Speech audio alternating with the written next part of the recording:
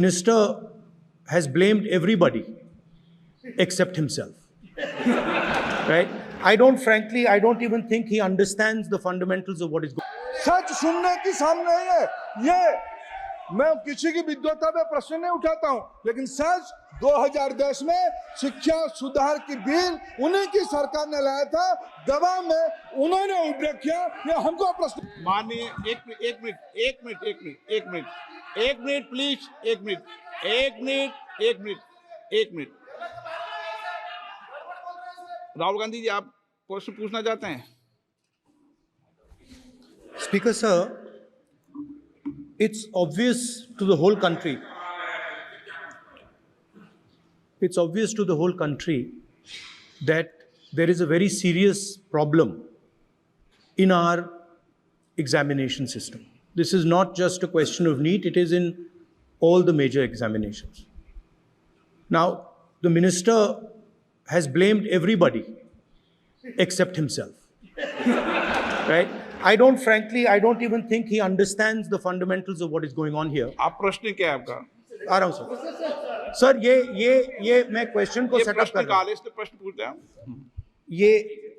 The issue is that there are millions of students in this country who are extremely concerned at what is going on and who are convinced that the Indian examination system is a fraud. That is what is at stake here.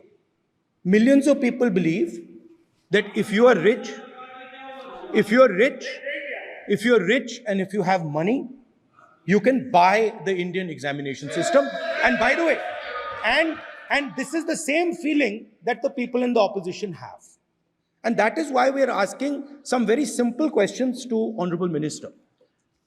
Number one, as this is a systemic issue, what exactly are you doing to fix this issue at a systemic level? Yes. That's the first question.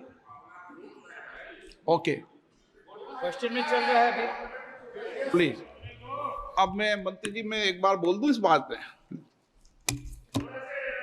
चलो मंत्री जी, आप short में जवाब दो, फिर मैं बोल ही देता हूं। आज आप शॉर्ट में जवाब देना। अध्यक्ष महोदय, मेरे जो शिक्षा है, मेरे जो संस्कार है, मेरे जो सामाजिक जीवन है, मेरे को मेरे राज्य की, मेरे सूबे की जनता की स्वीकृति मिली है। मैं किसी की, मेरे बौद्धिक और मेरे संस्कार की सर्टिफिकेट मेरे को सारी सदन में किसी से नहीं चाहिए। देश की प्रजातंत्र में चुन के मेरे नेता प्रधानमंत्री मोदी जी को प्रधानमंत्री की भूमिका दिया है। मैं उनकी निर्णय से यहाँ उत्तर दे रहा हूँ सदन को। बाकी ये कहना चिल्लाने से सच झूठ नहीं हो जाएगा साहब। ये जो कहा गया देश की अभी की एग्जामिनेशन सिस्टम रबिश है सर, इससे दुर्भाग्यजनक बयान देश की नेता प्रतिपक्ष का कुछ नहीं हो सकता है सर। मैं कठोर शब्द से इसको निंदा करता हूँ। बाकी रहा, मैं सर आपके सामने, आपके माध्यम से देश के सामने सर एक तथ्य रखता हूँ सर। जिन्होंने रिमोट से सरकारें चलाई है, 2010 में 3 बिल आया था सर शिक्षा सुधार के लिए। उन्हीं की पार्टी के नेता आदरणीय कपिल सिब्बल साहब 3 बिल लाए थे।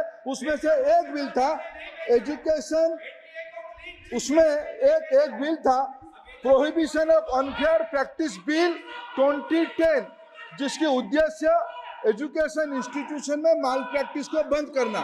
सर, मेरे सरकार की हिम्मत है, अभी हमने पब्लिक एग्जामिनेशन की रेगुलरिटीज में बिल लाए, कानून बनाए। क्या मजबूरी था कांग्रेस पार्टी की? क्या मजबूरी था नेता प्रतिपक्ष की? उन्होंने उस बिल को उल्टा किया, किसकी दबाव में उल्टा किए? क्या निजी मेडिकल कॉलेज की दबाव में, उनकी घूसखोरी की दबाव में उन्होंने उस बिल को उल्टा किया था? सच सुनने की सामने है ये मैं किसी की विद्वता पे प्रश्न नहीं उठाता हूं, लेकिन सच 2010 में शिक्षा सुधार की बिल उन्हीं की सरकार ने लाया था, दबाव में उन्होंने उपयोग किया। ये हमको प्रश्न पूछते हैं।